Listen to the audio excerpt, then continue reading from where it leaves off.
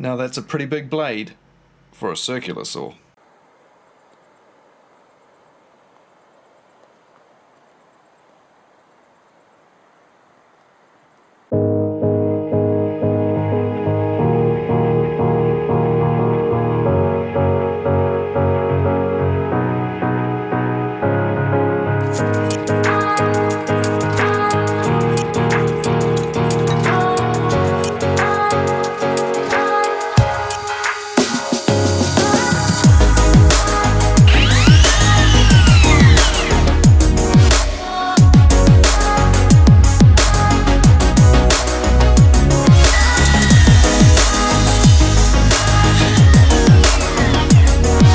G'day all, welcome back to another Makita XGT 40V Max tool review. This one I have been having some fun with over the past few days. This one you guys have hounded me to do for ages, since long before it even came out. Anyway, here it is. You will have seen some stats there at the beginning. We'll go into it in a bit more detail, we'll do some cuts, and I'll tell you what I think of this thing. I've been doing some cross cuts, some ripping, some dropping of the saw, as you can see, even though it's not a drop saw, but it is the size of a drop saw. Is it as handy as a drop saw? Well, that kind of depends on what you do and what you want it for. Got a different blade on here than what you saw at the beginning. The one at the beginning was a 45 tooth, this is a 24 tooth, which I've been using for the ripping and the cutting. I might put the 45 on my miter saw actually. You probably aren't going to be using this with a fine tooth blade, a 60 or an 80 or anything like that. You're going to want this out on site for ripping through big beams, cutting through posts in one pass. Cutting through posts in one pass. So close.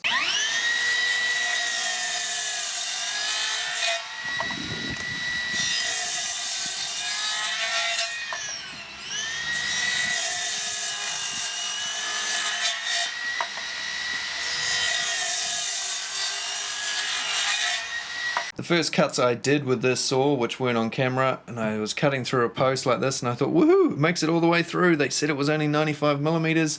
Looks like it has a little bit more, like they often do. You get a few more millimeters, and it can do it in one pass. A 100 by 100 post, or 4 by 4 inches. But then I measured it, and this has dried up a bit, and it's 95 that way, and 100 that way. So when I flipped them that way and tried them cutting them again, didn't quite get through.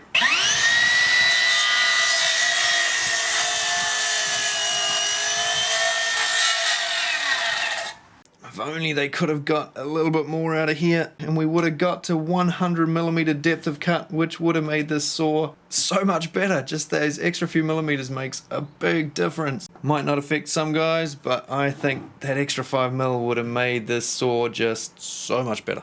As you can see, magnesium, magnesium, magnesium, all painted in the Makita XGT fashion. It's got three handles, the main handle with the trigger of course, this side handle here and this side handle on the other side. When you're using this tool, it's not a one-handed circular saw, this one. Hold on to it here, pull the damn trigger, and then I tend to hold that one and drive it along.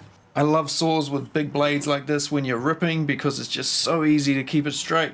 It is 10 times easier to do a straight cut with this than it is with this. The wider your blade, the more blade you've got in the material to help keep everything straight. You've only got a tiny little blade, it can wiggle a lot easier than this. Pretty hard to wiggle this when it's in there. Plus you've got the weight of the tool and you've got that rear handle so you can just drive it in a nice straight line quite easily.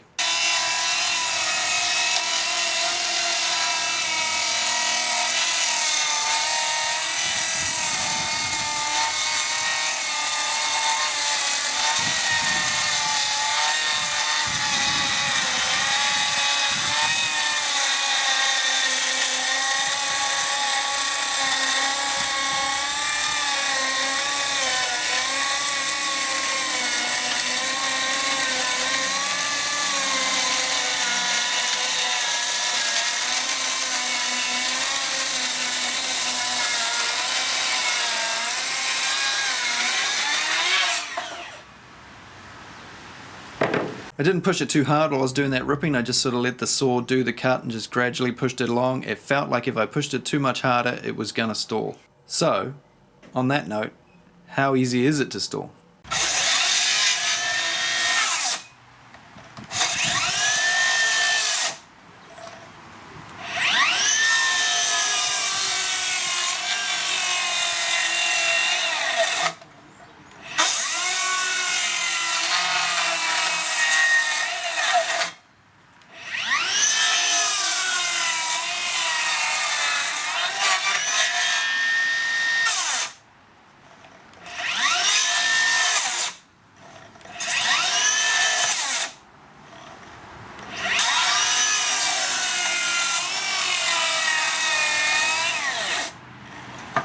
let the saw do the cutting. It's got enough power as long as you don't push it. The base isn't all that wide. That's what, less than 6 inches. Hope this is in shot because it's a bit hard holding them here like this, and it's about ½ an inch there. You can see that the 185 top handle is wider than the new 260. Blade is on the left hand side. I know most of you prefer it that way, so there you go. It's got a brake. It's a bit slower to stop than the smaller saws, but that's to be expected, I guess. There's a lot more momentum spinning around in that thing than there is in a little baby one like this. It's great being able to cut through so many pieces of material in one pass.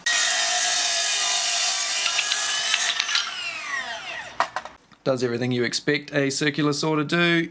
You've got your depth of cut setting there. You have on the front your bevels. You've got a stop at 22.5, 45 and 56. I actually found it goes a bit past 56, so you might get 58 maybe, I don't know. When you are beveling, this is what you'll get.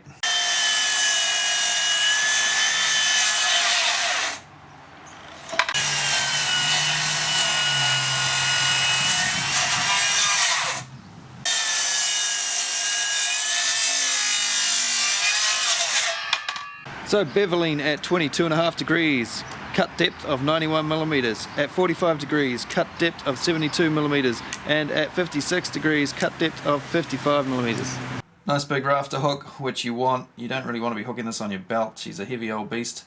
You want to chuck it on a nog or something, get it out of the way on a piece of timber. Down here you can see AWS. The dust collection on these rear handle saws is a little bit different to the top handle ones. Instead of having it on the front here where it would normally be, the dust all comes around, shoots around there and goes pfft, out it goes. On this saw it's right at the point where the saw is coming back into the tool, and you have a little rubber stop here, and that's where you hook your dust extraction up to. And as you can see, I haven't had it going, so it is well and truly caked full of shit. Get all that out of there. I haven't used it on dust extraction. It's not the sort of saw I probably would put on dust extraction, just because it's so big. So when I'm using this, I'm going to be out in an awkward place where hooking it up to a vacuum probably not that easy. If you're doing repeated cuts all in the one spot, then yep, fair enough, you could hook it up to a vac. You're doing long rips and stuff though, a vac can be extraordinarily annoying. But having said that, it does make a lot of mess if you're cutting through thick shit like that, so you might want to use it. What about cutting something a bit harder, like a railway sleeper or something?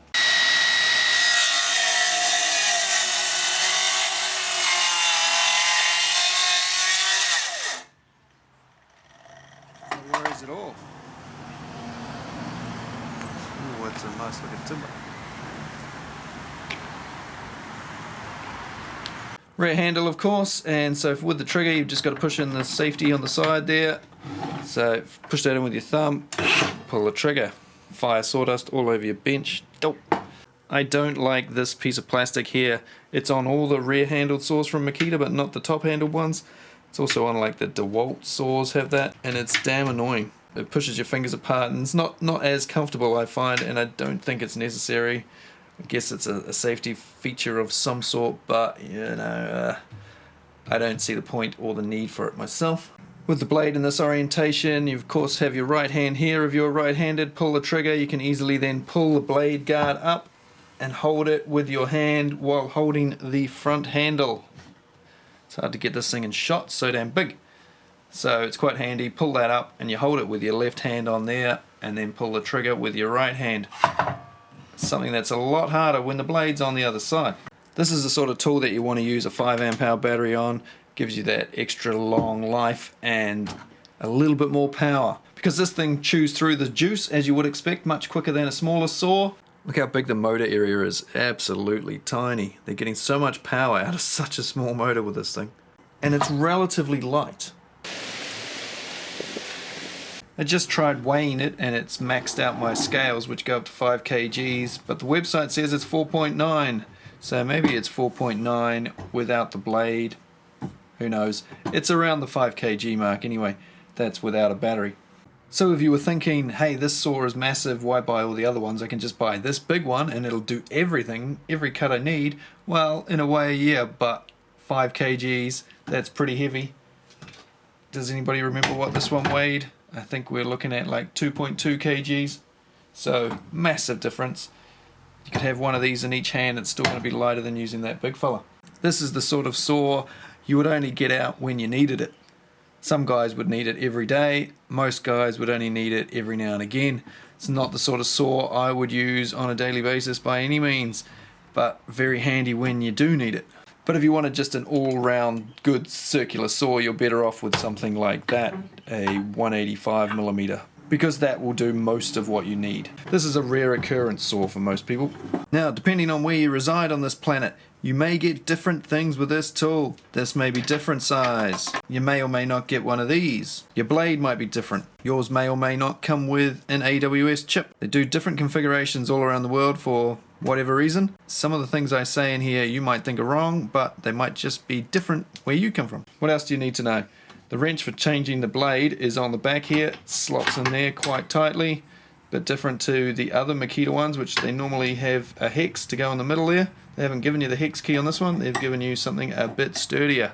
So that's a 13mm spanner and it wedges in the back there.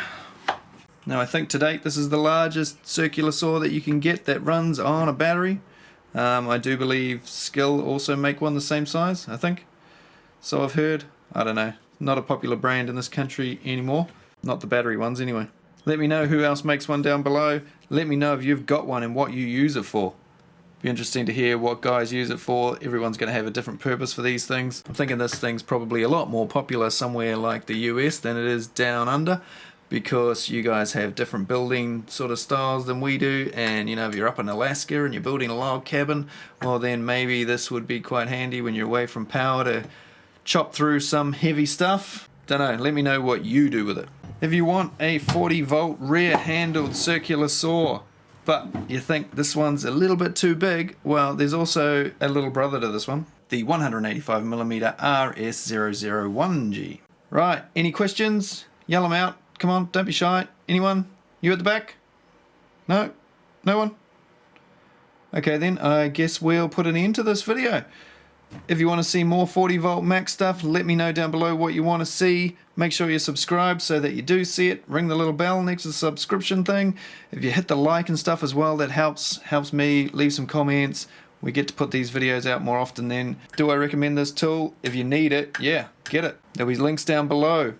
Handy hardware in New Zealand. There'll be some Amazon links to other places, maybe links to in Australia, UK, US. Have a look down below, there'll be more information there. I'll put a link to Makita New Zealand's website as well if you want to find out more about this thing. It's a beast of a saw. So I will see you on another Makita XGT video real soon. Let me know down below which one's it going to be.